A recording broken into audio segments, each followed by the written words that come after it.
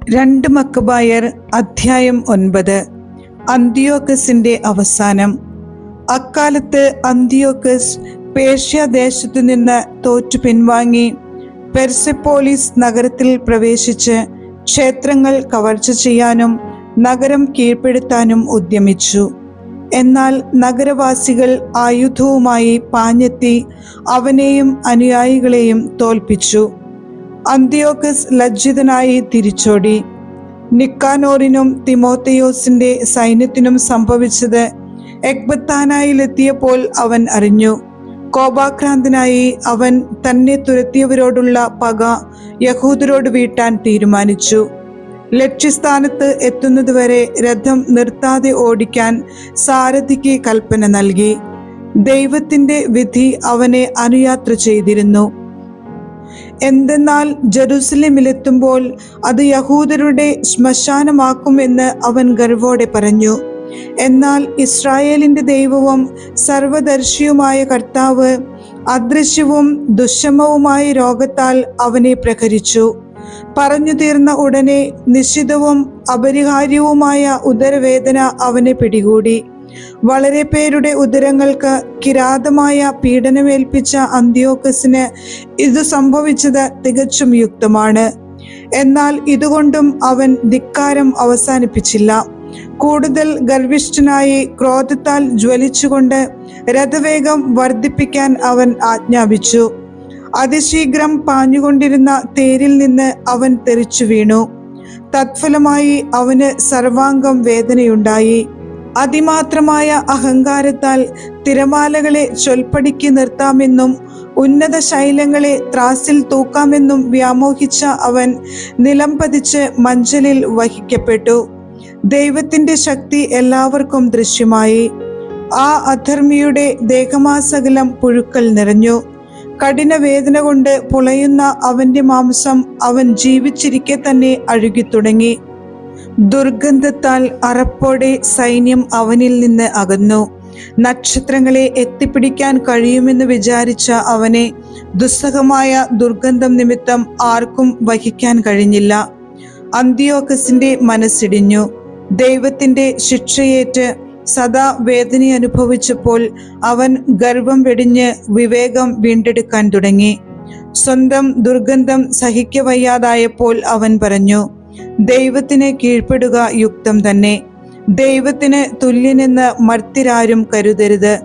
കർത്താവിന്റെ കൃപ നിഷേധിക്കപ്പെട്ട ആ മ്ലേച്ഛൻ അവിടുത്തോട് പ്രതിജ്ഞ ചെയ്തു, ഇടിച്ചു നിരത്തി ശ്മശാനമാക്കാൻ വെമ്പൽ കൊണ്ട നഗരത്തിന് ഞാൻ സ്വാതന്ത്ര്യം നൽകും. സംസ്കരിക്കപ്പെടാൻ അയോഗ്യരെന്ന് വിധിച്ച് സന്താനങ്ങളോടുകൂടെ പക്ഷിമൃഗാദികൾക്ക് ഇരയാക്കാൻ നിശ്ചയിച്ചിരുന്ന യഹൂദരെ ആഥൻസ് പൗരന്മാർക്ക് തുല്യരാക്കും. കൊള്ള ചെയ്യപ്പെട്ട ദേവാലയം അതിമനോഹരമായ കാണിക്കകളാൽ അലങ്കരിക്കും. വിശുദ്ധ പാത്രങ്ങൾ അനേകമടങ്ങായി തിരിച്ചേൽപ്പിക്കും. ബലിയർപ്പണത്തിലുള്ള ചെലവുകൾ സ്വന്തം വരുമാനത്തിൽ നിന്ന് വഹിക്കും. ഇതിനു പുറമെ ഞാൻ തന്നെ യഹൂദമതം സ്വീകരിച്ച് മനുഷ്യവാസമുള്ളിടത്തെല്ലാം പോയി ദൈവത്തിന്റെ ശക്തി വിളംബരം ചെയ്യും.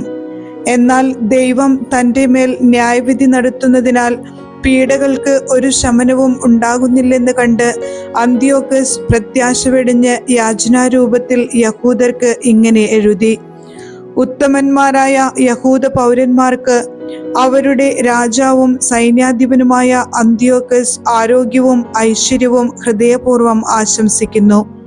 നിങ്ങളും സന്താനങ്ങളും സുഖമായിരിക്കുകയും നിങ്ങളുടെ അഭീഷ്ടമനുസരിച്ച് കാര്യങ്ങൾ നടക്കുകയും ചെയ്യുന്നെങ്കിൽ ഞാൻ സന്തുഷ്ടനാണ്.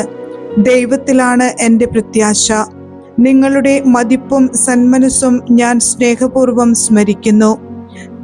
പേർഷ്യയിൽ നിന്നുള്ള മടക്കയാത്രയിൽ ദുസ്സഹമായൊരു രോഗം എന്നെ ബാധിച്ചതിനാൽ പൊതുസുരക്ഷിതത്വത്തെ പറ്റി ചിന്തിക്കേണ്ടത് ആവശ്യകമായി വന്നിരിക്കുന്നു. എൻ്റെ ഈ അവസ്ഥയിൽ ഞാൻ ഭഗ്നാശനല്ല. ഈ രോഗത്തിൽ നിന്ന് സുഖം പ്രാപിക്കുമെന്ന് നല്ല പ്രത്യാശയുണ്ട്. ഉത്തരപ്രവിശ്യകളിൽ പടനീക്കങ്ങൾ നടത്തുമ്പോൾ എൻ്റെ പിതാവ് തനിക്കൊരു പിൻഗാമിയെ നിയോഗിച്ചിരുന്നത് ഞാൻ സ്മരിക്കുന്നു. അപ്രതീക്ഷിതമായ എന്തെങ്കിലും സംഭവിക്കുകയോ അശുഭമായ വാർത്ത പരക്കുകയോ ചെയ്താൽ ആരെയാണ് ഭരണം ഏൽപ്പിച്ചിരിക്കുന്നതെന്ന് അറിയാവുന്നതുകൊണ്ട് രാജ്യത്തെ ജനങ്ങൾ അസ്വസ്ഥരാകാതിരിക്കുന്നതിനു വേണ്ടിയായിരുന്നു ഇത്.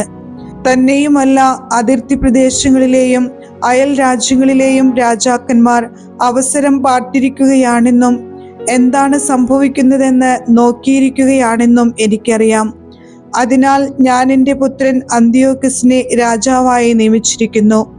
ഉത്തരദേശങ്ങളിലേക്ക് ഞാൻ തിടുക്കത്തിൽ പോയ മിക്ക അവസരങ്ങളിലും നിങ്ങളിൽ പലരെയും അവൻ്റെ ചുമതല ഏൽപ്പിച്ചിട്ടുണ്ടല്ലോ. ഈ കത്തിലെ വിവരങ്ങൾ അവനെയും എഴുതി അറിയിച്ചിരിക്കുന്നു. നിങ്ങൾക്ക് ലഭിച്ച പൊതുവും വ്യക്തിപരവുമായ സേവനങ്ങൾ അനുസ്മരിക്കണമെന്നും എന്നോടും എൻ്റെ പുത്രനോടും നിങ്ങൾ ഇപ്പോൾ കാണിക്കുന്ന സൗമനസ്യം തുടർന്നും കാണിക്കണമെന്നും ഞാൻ അഭ്യർത്ഥിക്കുകയും യാചിക്കുകയും ചെയ്യുന്നു. അവൻ എൻ്റെ നയം തുടരുമെന്നും നിങ്ങളോട് സൗമ്യതയും ദയയും കാണിക്കുമെന്നും എനിക്ക് ഉറപ്പുണ്ട്. ഘാതകനും ദൈവദൂഷകനുമായ ആ മനുഷ്യൻ താൻ മറ്റുള്ളവരിൽ ഏൽപ്പിച്ചതിന് തുല്യമായ കഠിനവേദന അനുഭവിക്കുകയും അതിദയനീയമായി അന്യനാട്ടിൽ മലമ്പ്രദേശത്തു വെച്ച് ജീവൻ വെടിയുകയും ചെയ്തു. രാജസേവകരിൽ ഒരുവനായ ഫിലിപ്പ് അവന്റെ ജഡം വീട്ടിലെത്തിച്ചു. അനന്തരം അന്തിയോക്കസിന്റെ പുത്രനെ ഭയന്ന് അവൻ ഈജിപ്തിൽ ടോളമി ഫിലോമെത്തോറിന്റെ അടുക്കൽ അഭയം പ്രാപിച്ചു. അധ്യായം 10. ദേവാലയ ശുദ്ധീകരണം.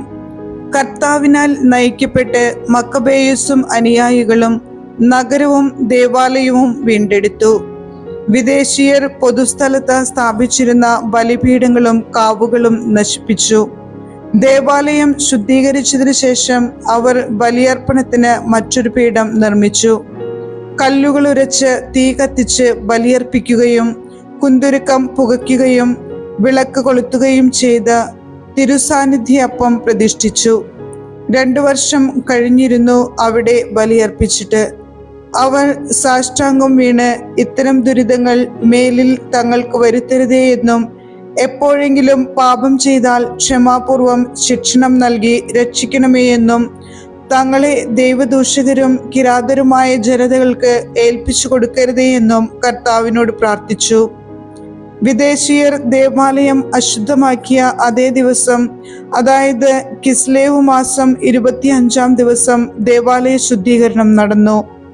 അവർ അത് കൂടാര തിരുനാളിന്റെ മാതൃകയിൽ ആനന്ദത്തോടും ആർഭാടത്തോടും കൂടെ 8 ദിവസം ആചരിച്ചു.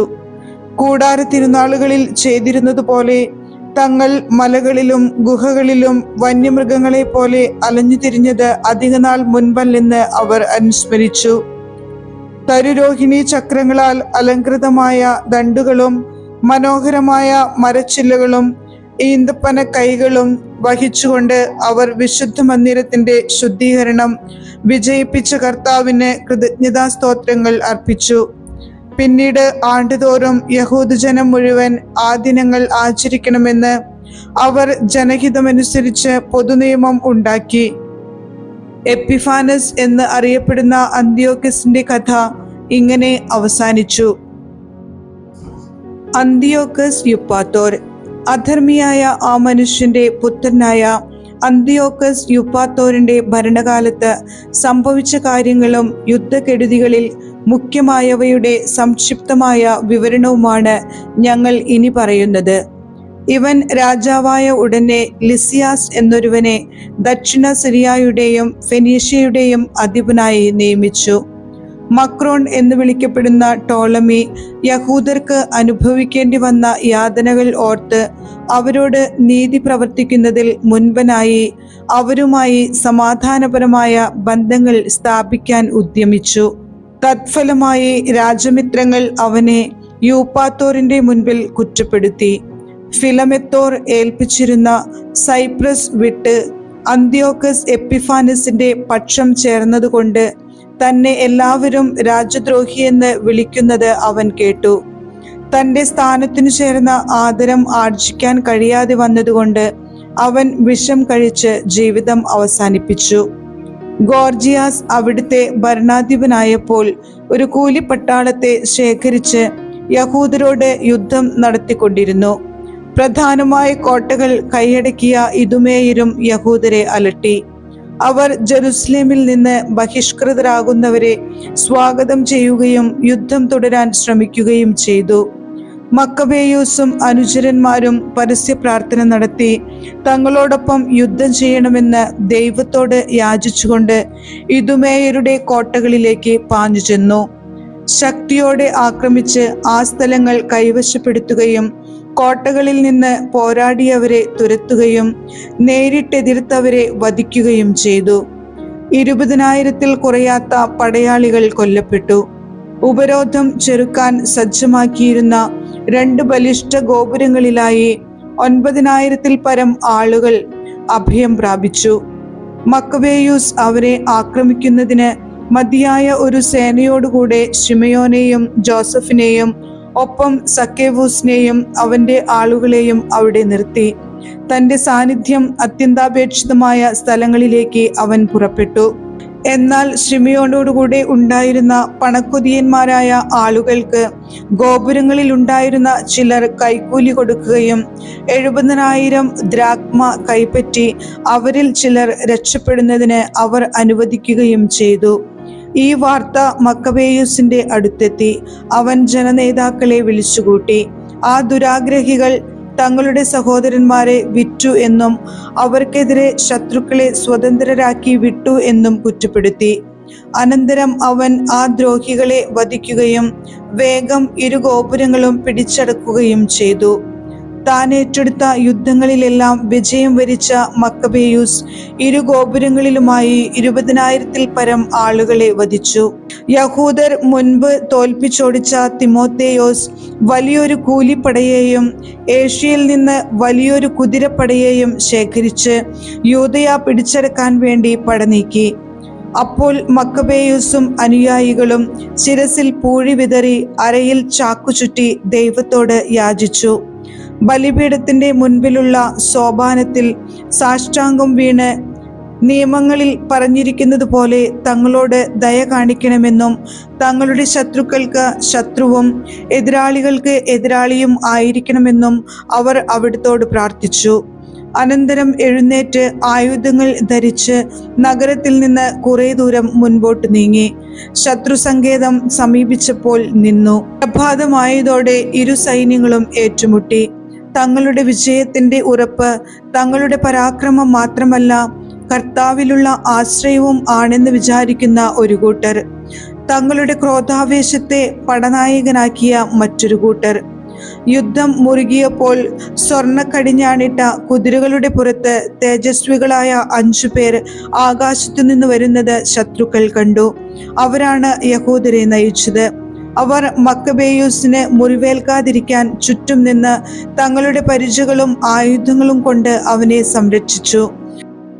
അവർ ശത്രുവിന്റെ മേൽ അസ്ത്രങ്ങളും ഇടിവാളുകളും അയച്ച് അവരെ അന്താളിപ്പിച്ച് അന്ധതയിലാഴ്ത്തി ചിതറിക്കുകയും വധിക്കുകയും ചെയ്തു. 600 കുതിരപ്പടയാളികൾക്ക് പുറമെ 20,500 പേർ വധിക്കപ്പെട്ടു. കേരയാസിന്റെ കീഴിലുള്ള സുശക്ത കാവൽ സേനയോട് കൂടിയ ഗസ്ര എന്ന കോട്ടയിലേക്ക് തിമോത്തിയോസ് പലായനം ചെയ്തു. മക്കബേയൂസും അനുയായികളും സന്തുഷ്ടരായി. അവർ അതിനെ 4 ദിവസം ഉപരോധിച്ചു.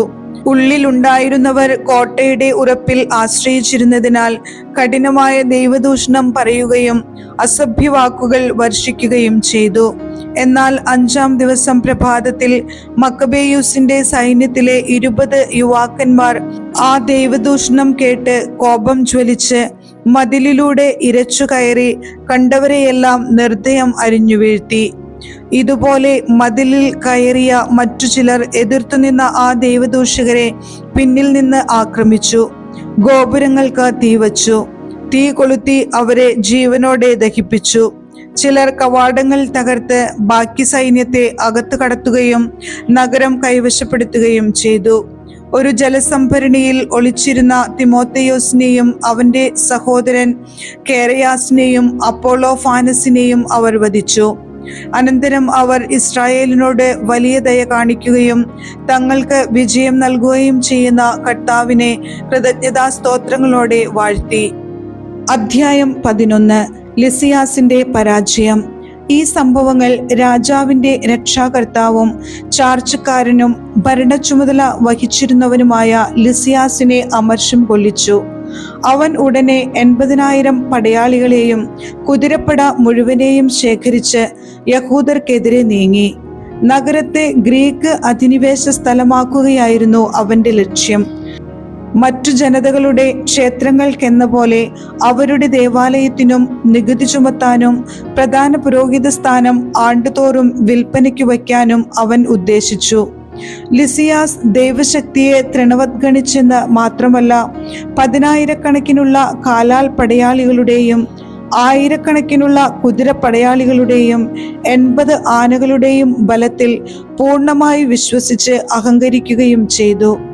അവൻ യൂദയായിൽ കടന്ന് ജെറുസലേമിൽ നിന്ന് ഏകദേശം 20 മൈൽ അകലെ സ്ഥിതി ചെയ്യുന്നതും കോട്ടയാൽ ബലിഷ്ഠവുമായ ബേത്സൂറിലെത്തി അതിനെ ശക്തമായി ആക്രമിച്ചു. ലിസിയാസ് കോട്ടകൾ ആക്രമിക്കുന്നതായി മക്കബേയൂസിനും അനുയായികൾക്കും അറിവ് കിട്ടി. ഉടനെ അവരും ജനവും ഒരുമിച്ച് ഇസ്രായേലിനെ രക്ഷിക്കാൻ ഒരു ഉത്തമ ദൂതനെ അയച്ചു തരണമേ എന്ന് കണ്ണീരോടും വിലാപത്തോടും കൂടെ കർത്താവിനോട് അപേക്ഷിച്ചു. ആദ്യം ആയുധമെടുത്തത് മക്കബേയൂസാണ്. സഹോദരന്മാരെ സഹായിക്കാൻ വേണ്ടി തന്നോടൊത്ത് ജീവൻ പണയം വച്ച് പോരാടാൻ അവൻ മറ്റുള്ളവരെ പ്രോത്സാഹിപ്പിച്ചു. പിന്നെ അവർ ഒറ്റക്കെട്ടായി കുതിച്ചു പാഞ്ഞു. ജെറുസലേമിൽ നിന്ന് അകലുന്നതിനു മുൻപ് ധവളവസ്ത്രധാരിയായ ഒരു അശ്വാരൂഢൻ സ്വർണായുധങ്ങൾ ചുഴറ്റിക്കൊണ്ട് തങ്ങളുടെ മുൻപേ നീങ്ങുന്നത് അവർ കണ്ടു. അവർ കൃപാലുവായ ദൈവത്തെ ഏകസ്വരത്തിൽ സ്തുതിച്ചു. മനുഷ്യരെ മാത്രമല്ല, ഘോരമൃഗങ്ങളെയും ഉരുക്കുകോട്ടകളെയും ആക്രമിക്കാൻ തക്ക മനോധൈര്യം അവർക്ക് ലഭിച്ചു. കർത്താവിന്റെ കൃപാകടാക്ഷമുണ്ടായിരുന്നതിനാൽ സ്വർഗീയ സഹായകനോടൊപ്പം യുദ്ധസജ്ജരായി അവർ മുന്നേറി. ശത്രുക്കളുടെ മേൽ സിംഹങ്ങളെ പോലെ ചാടി വീണ് 11,000 കാലാൽ പടയാളികളെയും 1,600 കുതിരപ്പടയാളികളെയും അവർ വധിച്ചു. അവശേഷിച്ചവരെ പലായനം ചെയ്യിച്ചു. അധികം പേരും നിരായുധരും മുറിവേറ്റവരുമായിട്ടാണ് ഓടിപ്പോയത്. ലിസിയാസു തന്നെയും അപഹാസ്യമായി പലായനം ചെയ്താണ് രക്ഷപ്പെട്ടത്. സമാധാന ഉടമ്പടി. എന്നാൽ ലിസിയാസ് ബുദ്ധിഹീനനല്ലായിരുന്നു. തനിക്ക് നേരിട്ട പരാജയത്തെക്കുറിച്ച് അവൻ ആലോചിച്ചു. സർവശക്തനായ ദൈവം ഹെബ്രായ പക്ഷത്ത് പോരാടിയതിനാലാണ് തനിക്ക് അവരെ തോൽപ്പിക്കാൻ കഴിയാഞ്ഞതെന്ന് അവൻ മനസ്സിലാക്കി. തുടർന്ന് അവൻ ഹെബ്രായർക്ക് രാജാവിന്റെ മൈത്രി നേടിക്കൊടുക്കാമെന്ന് ഉറപ്പുകൊടുത്തുകൊണ്ട് നീതിപൂർവകമായ വ്യവസ്ഥകളിൽ ഒത്തുതീർപ്പിന് തയ്യാറാകാൻ ഒരു സന്ദേശമയച്ച് അവരെ പ്രേരിപ്പിച്ചു. മക്കബേയൂസ് യഹൂദർക്ക് വേണ്ടി ലിസിയാസിന് രേഖാമൂലം സമർപ്പിച്ച അഭ്യർത്ഥനകൾ ഓരോന്നും രാജാവ് അനുവദിച്ചു. ലിസിയാസ് ആവശ്യപ്പെട്ട കാര്യങ്ങൾ മക്കബേയൂസ് പൊതുനന്മയിലുള്ള താൽപര്യനിമിത്തം സമ്മതിച്ചു. ലിസിയാസ് യഹൂദർക്ക് ഇപ്രകാരം ഒരു കത്തെഴുതി: യഹൂദ ജനതയ്ക്ക് ലിസിയാസിന്റെ അഭിവാദനങ്ങൾ. നിങ്ങൾ അയച്ച യോഹന്നാനും അബ്സലോമും നിങ്ങൾ ഒപ്പിട്ട കത്ത് ഞങ്ങളെ ഏൽപ്പിക്കുകയും അതിൽ പറഞ്ഞിരിക്കുന്ന കാര്യങ്ങളെപ്പറ്റി ചോദിക്കുകയും ചെയ്തു. രാജാവിനെ അറിയിക്കേണ്ട കാര്യങ്ങളെല്ലാം ഞാൻ അറിയിച്ചു. സാധ്യമായതെല്ലാം രാജാവ് അനുവദിക്കുകയും ചെയ്തിരിക്കുന്നു. നിങ്ങൾ ഭരണകൂടത്തോട് കൂറു പുലർത്തിയാൽ ഭാവിയിൽ നിങ്ങളുടെ ക്ഷേമത്തിനു വേണ്ടി ഞാൻ പരിശ്രമിക്കാം. ഈ കാര്യങ്ങളെക്കുറിച്ചും അവയുടെ വിശദാംശങ്ങളെക്കുറിച്ചും നിങ്ങളോട് കൂടിയാലോചന നടത്താൻ ഇവരോടും എൻ്റെ പ്രതിനിധികളോടും ഞാൻ ആവശ്യപ്പെട്ടിട്ടുണ്ട്. നിങ്ങൾക്ക് മംഗളം ഭവിക്കട്ടെ. 148 ആണ്ട് ദിയോസ് കൊറിന്തിയൂസ് 24 ദിവസം. രാജാവിന്റെ കത്ത് ഇപ്രകാരമായിരുന്നു: അന്ത്യോക്കസ് രാജാവിൽ നിന്ന് തന്റെ സഹോദരൻ ലിസിയാസിന് മംഗളാശംസകൾ. നമ്മുടെ പിതാവ് ദേവന്മാരുടെ അടുത്തേക്ക് പോയി കഴിഞ്ഞു. പ്രജകൾ നിർവിഘ്നം ജീവിക്കണമെന്ന് ഞാൻ ആഗ്രഹിക്കുന്നു.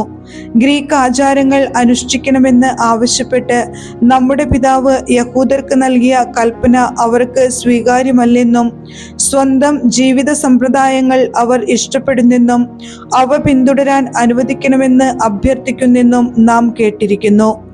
ഈ ജനതയും പ്രതിബന്ധങ്ങളിൽ നിന്ന് ഒഴിഞ്ഞു ജീവിക്കണമെന്നാണ് നമ്മുടെ ആഗ്രഹം.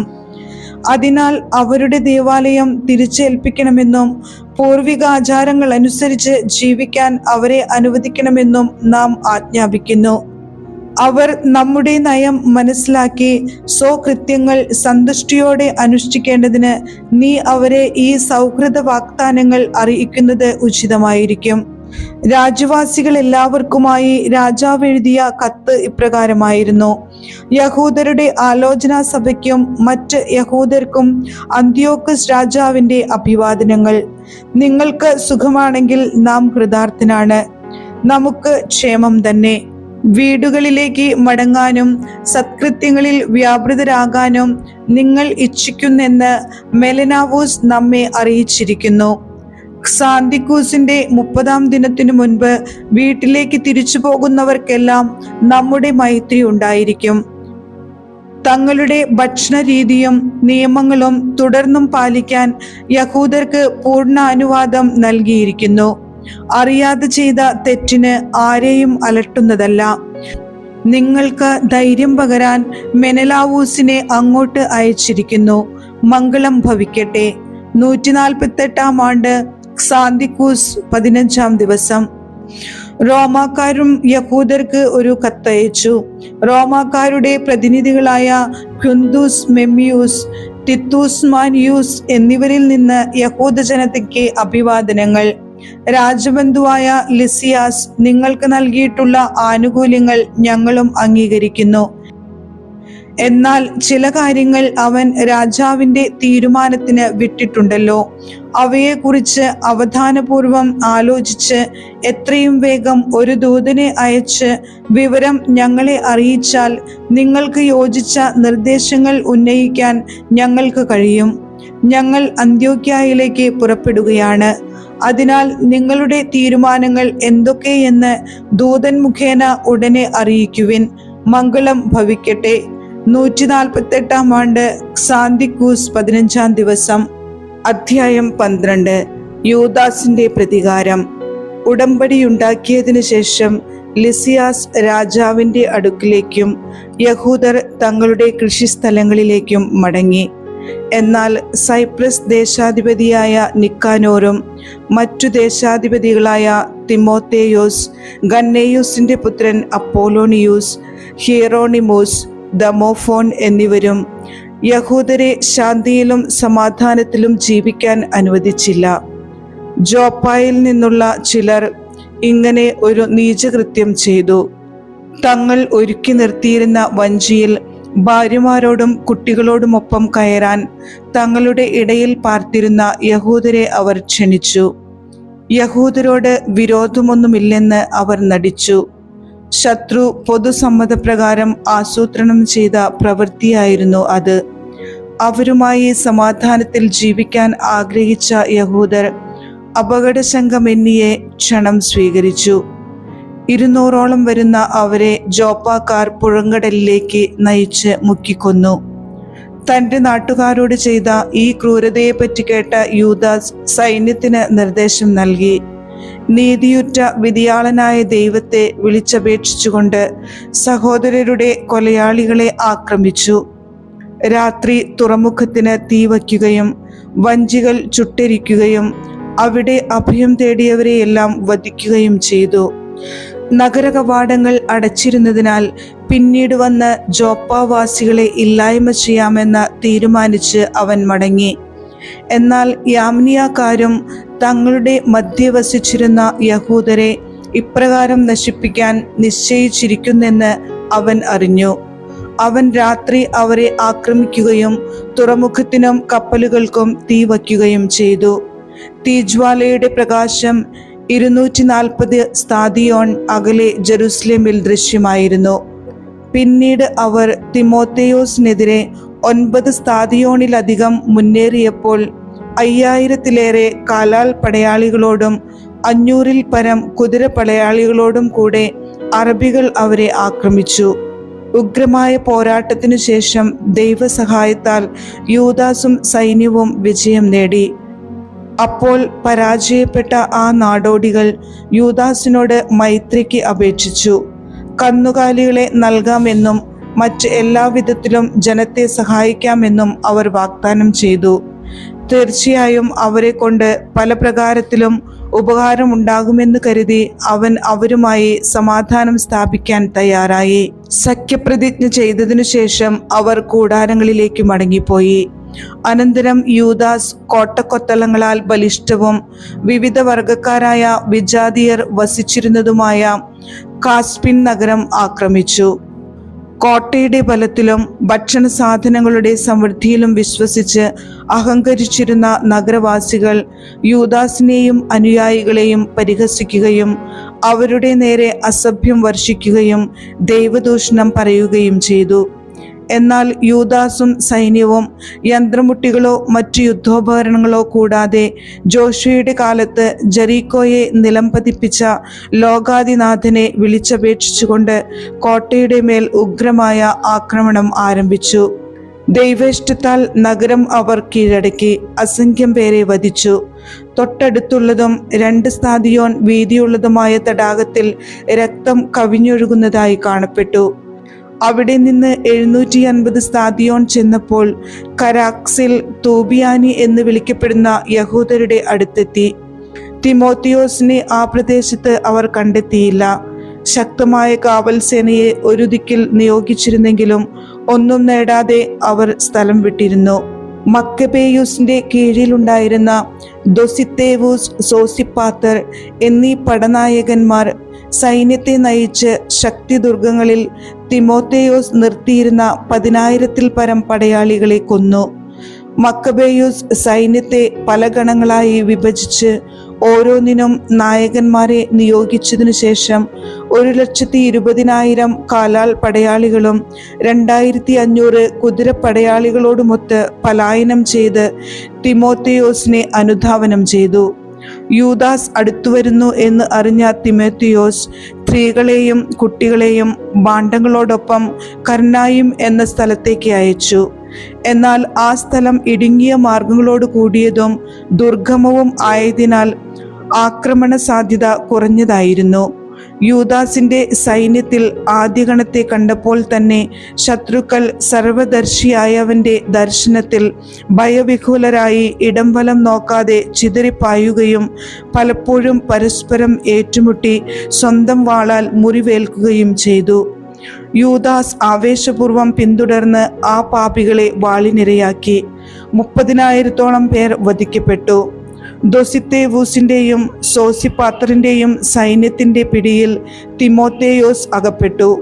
എന്നാൽ അവൻ അവരിൽ പലരുടെയും മാതാപിതാക്കളും ചിലരുടെ സഹോദരരും തൻ്റെ അധീനതയിലുണ്ടെന്നും അവർക്ക് ഒരു പരിഗണനയും ലഭിക്കുകയില്ലെന്നും കൗശലപൂർവം വ്യാജം പറഞ്ഞ് തന്നെ സുരക്ഷിതനായി വിട്ടയക്കണമെന്നപേക്ഷിച്ചു. തങ്ങളുടെ സഹോദരരെ സുരക്ഷിതമായി തിരിച്ചേൽപ്പിക്കാമെന്ന് തിമോത്തേയോസ് ഉറപ്പുകൊടുത്തതിനാൽ അവരുടെ രക്ഷയെ ഓർത്ത് അവനെ അവർ വിട്ടയച്ചു. അനന്തരം യൂദാസ് കർനായിമിനും അദർഗാത്തിസ് ക്ഷേത്രത്തിനുമെതിരെ പട നയിച്ച് 25,000 പേരെ വധിച്ചു.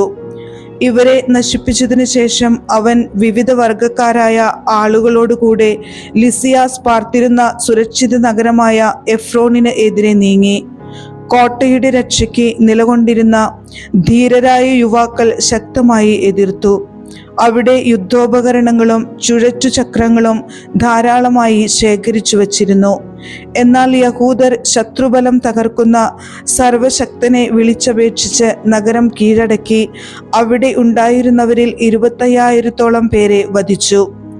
അനന്തരം അവിടെ നിന്ന് പുറപ്പെട്ട് അവർ ജെറുസലേമിന് 600 സ്ഥാദിയോൻ അകലെയുള്ള സ്കിത്തോപോലിസിലേക്ക് തിടുക്കത്തിൽ പോയി. അവിടെ താമസിച്ചിരുന്ന യഹൂദർ സ്കിത്തോപോലിസിലെ ജനങ്ങൾ തങ്ങളോട് കാണിച്ച സന്മനസ്സിനും കഷ്ടകാലങ്ങളിൽ തങ്ങൾക്ക് നൽകിയ പരിചരണത്തിനും സാക്ഷ്യം നൽകി. അതിനാൽ അവർക്ക് നന്ദി പ്രകാശിപ്പിക്കുകയും ഭാവിയിലും തങ്ങളുടെ വംശത്തോട് സന്മനസ്സു കാണിക്കണമെന്ന് അഭ്യർത്ഥിക്കുകയും ചെയ്തതിനു ശേഷം ആഴ്ചകളുടെ തിരുനാൾ ആസന്നമായിരുന്നതിനാൽ ജെറുസലേമിലേക്ക് അവർ മടങ്ങി. പന്തക്കുസ്ത തിരുനാൾ കഴിഞ്ഞ് അതിവേഗം അവർ ഇദുമിയായുടെ അധിപതിയായ ഗോർജിയാസിനെതിരെ നീങ്ങി. അവൻ 3000 കാലാൽ പടയാളികളോടും 400 കുതിരപ്പടയാളികളോടുമൊത്ത് അവർക്കെതിരെ വന്നു. ആ ഏറ്റുമുട്ടലിൽ ഏതാനും യഹൂദർ നിലം പതിച്ചു. അപ്പോൾ ബക്കനോറിന്റെ അനുയായിയും ബലിഷ്ഠനുമായ ദൊസിത്തേവൂസ് അശ്വാരൂഢനായി വന്ന് ഗോർജിയാസിനെ കടന്നുപിടിച്ചു ആ ശപിക്കപ്പെട്ടവനെ ജീവനോടെ സൂക്ഷിക്കണമെന്ന് ആഗ്രഹിച്ച് അവന്റെ മേലങ്കിയിൽ പിടിച്ച് വലിച്ചിഴച്ചു. അപ്പോൾ ത്രാസിയാക്കാരനായ ഒരു കുതിരപ്പടയാളി ചാടി വീണ് ദൊസിത്തേവൂസിന്റെ കരം ഛേദിച്ചു കളഞ്ഞു. ഗോർജിയാസ് രക്ഷപ്പെട്ട് മരീസായിലെത്തി. എസ്ദ്രീസും കൂട്ടരും വളരെ നേരം പോരാടി. ക്ഷീണിച്ചപ്പോൾ കർത്താവാണ് തങ്ങളുടെ സഹായകനും യുദ്ധനായകനും എന്ന് തെളിയിക്കാൻ യൂദാസ് അവിടുത്തെ വിളിച്ചപേക്ഷിച്ചു. അനന്തരം അവൻ പിതാക്കന്മാരുടെ ഭാഷയിൽ കീർത്തനങ്ങൾ ആലപിച്ചു. പോർവിളി നടത്തിക്കൊണ്ട് അപ്രതീക്ഷിതമായ സമയത്ത് ഗോർജിയാസിന്റെ സേനയെ ആക്രമിച്ച് അവരെ തുരത്തി. മരിച്ചവർക്കു വേണ്ടി ബലി. യൂദാസ് തന്റെ സൈന്യത്തെ വിളിച്ചുകൂട്ടി അദുല്ലാം നഗരത്തിലേക്ക് പോയി. 7-ാം ദിവസം സമീപിച്ചിരുന്നതിനാൽ അവർ മുറപ്രകാരം തങ്ങളെ തന്നെ ശുദ്ധീകരിച്ച് സാബത്ത് ആചരിച്ചു. യുദ്ധത്തിൽ മൃതിയടഞ്ഞവരെ പിതൃകുടീരങ്ങളിൽ അടക്കം ചെയ്യുക ആവശ്യമായിരുന്നതിനാൽ യൂദാസും അനുയായികളും പിറ്റേന്നു തന്നെ ജഡങ്ങൾ എടുത്തുകൊണ്ടുവരാൻ പുറപ്പെട്ടു. അവർ മൃതദേഹങ്ങളുടെ കുപ്പായങ്ങൾക്കിടയിൽ യാമ്നിയായിലെ വിഗ്രഹങ്ങളുടെ ചിഹ്നം ആലേഖനം ചെയ്ത തകിടുകൾ കണ്ടു.